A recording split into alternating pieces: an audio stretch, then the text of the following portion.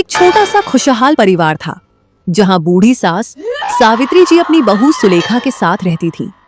लेकिन पिछले कुछ दिनों से घर का माहौल बदल गया था। सुलेखा को हर छोटी बात पर अपनी सास से चिढ़ होने लगी थी। आज भी सुबह सुबह रसोई में सुलेखा चिल्ला रही थी और बेचारी सास चुपचाप एक कोने में खड़ी अपनी किस्मत को कोस रही थी। झगड़ा इतना बढ़ गया कि सुलेखा ने अपना आपा खो दिया। उसने गुस्से में सास का हाथ पकड़ा और उन्हें कमरे से बाहर खींचने लगी। सावित्री जी गिड़गिड़ाती रही, बहू मुझसे क्या गलती हो गई, मुझे घर से मत निकालो। पर सुलेखा के सिर पर तो गुस्सा सवार था। उसने बुढ़ापे की लाचारी का जरा भी ख्याल नहीं किया। सुलेखा ने सास को घर से बाहर निकाला और जोर से दरवाजा बंद कर दिया।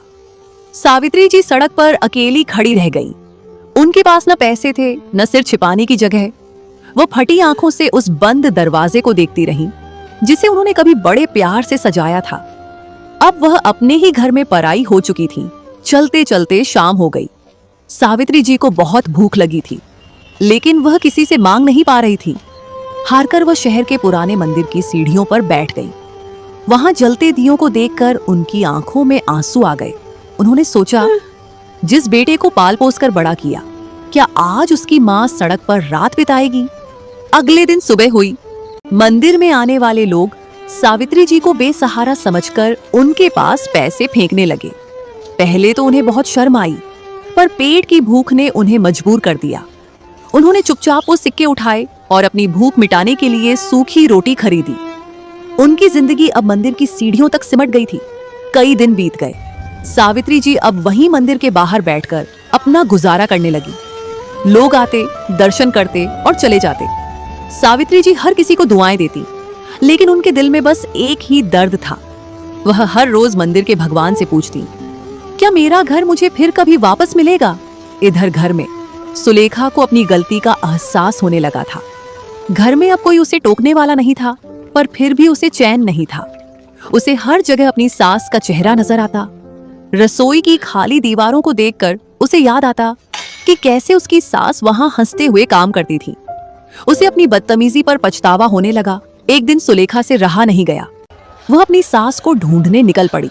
वह हर गली और हर आश्रम में गई, पर कहीं उनका पता नहीं चला। अंत में वह उसी मंदिर पहुंची। वहां उसने देखा कि उसकी सास एक कोने में फटे हाल बैठी है और किसी से भीख मांग रही है। और फिर सुलेखा ने उन्हें देखा। सुलेखा भागकर अपनी सास के गले लग गई। माँ, मुझे माफ कर दो, मैं बहुत बुरी बहू हूँ, वह रोते हुए बोली। सावित्री जी ने जब अपनी बहू को देखा तो उनके सारे दुख धुल गए। उन्होंने सुलेखा को गले लगा लिया और कहा, पगली, माँ भी कभी अपने बच्चों से नाराज होती है क्या? मंदिर के सब लोग यह नजारा देख रहे थे। सुलेखा अपनी सास को वापस घर ले आई। आज घर का दरवाजा उनके लिए नफरत से नहीं बल्कि सम्मान से खुला था। सुलेखा ने कसम खाई कि वह कभी अपनी माँ जैसी सास का दिल नहीं दुखाएगी। घर में फिर से वही पुरानी रौनक लौट आई थी। सच है, बड़ों के आशीर्वाद के बिना कोई भी घर स्वर्ग नहीं बन सकता।